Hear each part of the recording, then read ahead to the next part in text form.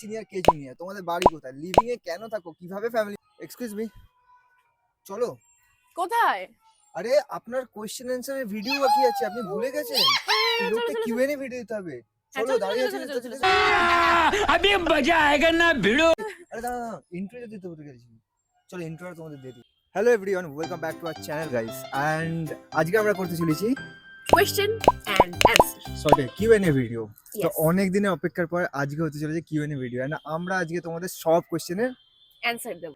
না মানে অনেক অনেকে ডেঞ্জারাস কোশ্চেন হ্যাঁ করেছো তোমরা। ডেঞ্জারাস কোয়েশ্চেন বাট করেছে। ব্যাপারটা হলো কি আমি বলছি, কিছু কিছু কমন কোয়েশ্চেন হ্যাঁ, আছে। সবাই এক কোশ্চেন করে গেছে, হুম। সবাই এক কোশ্চেন, সবার এখন কে সিনিয়র কে জুনিয়র, তোমাদের বাড়ি কোথায়, লিভিং এ কেন থাকো, কিভাবে ফ্যামিলি। তো আজ সব কটার আনসার আমরা দিতে চলেছি গাইস।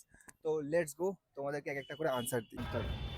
তো আমাদের প্রথম কোশ্চেন আমাদের করেছে ইনস্টাগ্রাম থেকে, দাদা তোমাদের লাভ স্টোরি বলো, মানে তোমরা ফার্স্টে কিভাবে দেখা হলো, প্লিজ দাদা দিদি আনসারটা দিও।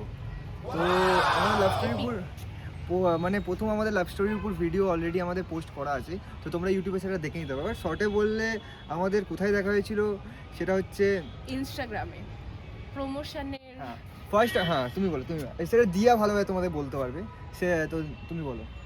তো ফার্স্ট দেখা হয়েছিল ইনস্টাগ্রামে, মানে ওরকম দেখা নয়, ওর একটা ফ্রেন্ডের থ্রু, মানে সে আমার ফ্রেন্ড হয়, ওর একটা রুমমেট আর কি, ওর ভাই টাইপের হয়। তো ওর থ্রুতে আমাদের দেখা হয়েছিল ইনস্টাগ্রামে। ও আমাকে মেসেজ করেছিল প্রমোশনের জন্য। তো বেসিক্যালি আমি ওকে ভেবেছিলাম যে আমি তখন প্রমোশনে কাজ করাতাম, তো আমি ভেবেছিলাম যে এই মেয়েটা যদি প্রমোশন করা যায়, বাট প্রমোশনের উদ্দেশ্যটা আমার মিথ্যে ছিল সম্পূর্ণ। আমার ওকে Exactly. পছন্দ হয়েছিল বলে আমি ওকে অ্যাপ্রোচ করেছিলাম, বাট সেখান থেকে আমাদের দেখা কথাবার্তা অ্যান্ড দেন আমরা কলেজে মিট করি, ঠিক আছে।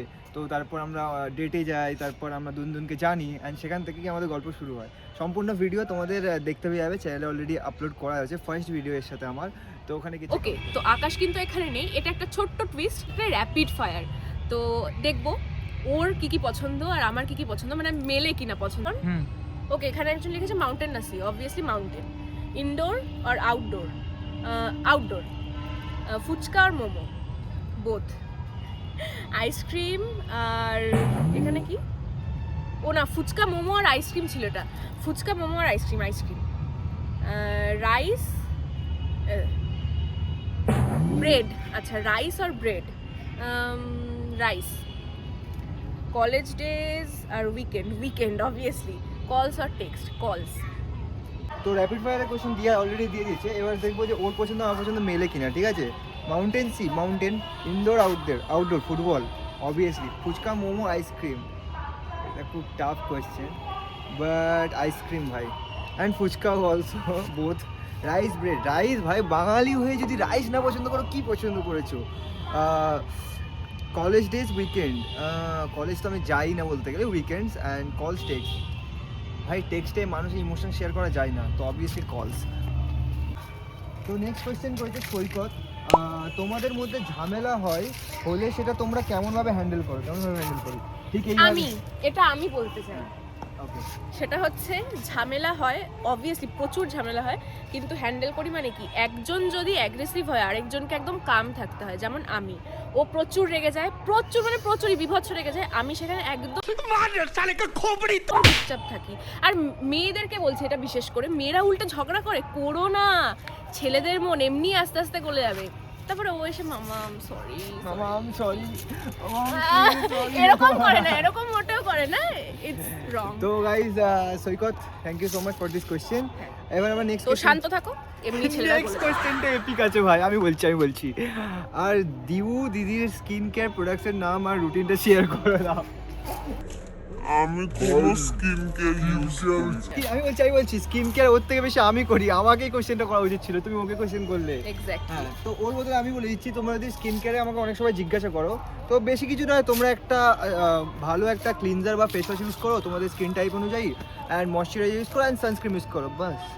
গ্লোয়িং স্কিন ঠিক আমার মতন নয়, এর মতন পেয়ে যাবে। গাইস, আমরা এখন লোকেশন চেঞ্জ করছি বোটে যাওয়ার জন্য, অ্যান্ড ওখানে গিয়ে তোমাদের কোয়েশ্চেন অ্যান্সারের উত্তর দেবো। এই ভাই হাত কই ভাই, পাচ্ছি না, বলছি তুমি আগে যাও। ভয় পাচ্ছ? দরকার মাইক ধরো। ভয় পাচ্ছি না, আই ক্যান সুইম। আমিও পারি। Let me swim. ক্যামেরা ধরো না।